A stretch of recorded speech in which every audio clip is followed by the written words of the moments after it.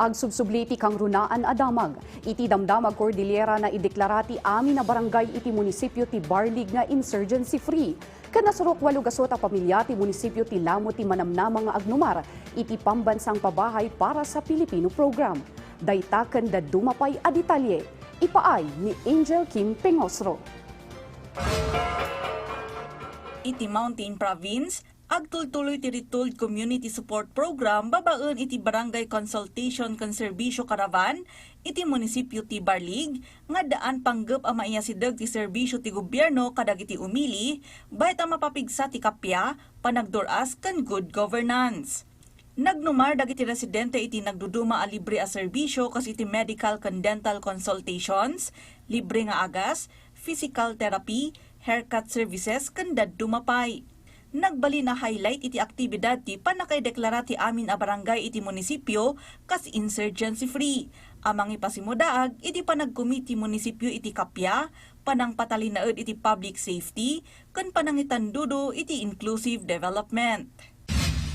Kabayatan na, gapo iti humatngato a bilang dagiti dengue cases iti barangay Mainit Bontok, nangisayang kat ti Municipal Health Office ti Bontok LGU iti Oplan Taob.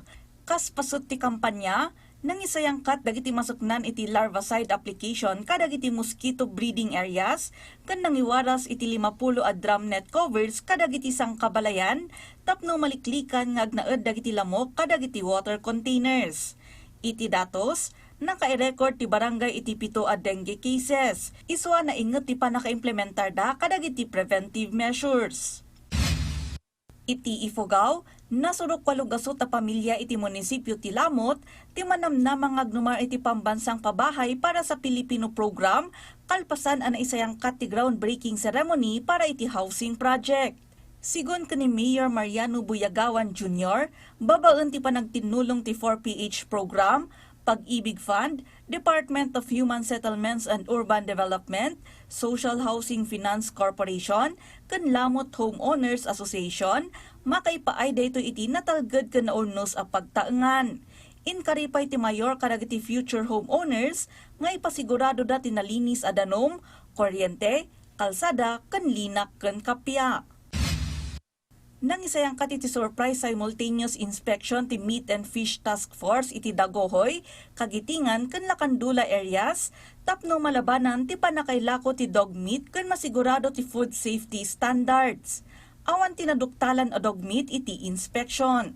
Malaksid iti panang monitor iti illegal a panaglakot ti karne, sinukimat dagiti inspektor dagiti health certificates, panakausar dagiti personal protective equipment, ken ti pakabuklan nga arami ti sanitasyon, tapno masigurado ti panakatungpal dagiti pagalagadan iti kinatalged ti taraon. May isang establishmento ti naipaayan iti notice of violation, gapo iti saanda a panangipaay iti umdas a basuraan, ken gapo iti panangusarda iti di umiso a pagidulinan iti basura. Angel Kim Pengosro, para iti Pagilian.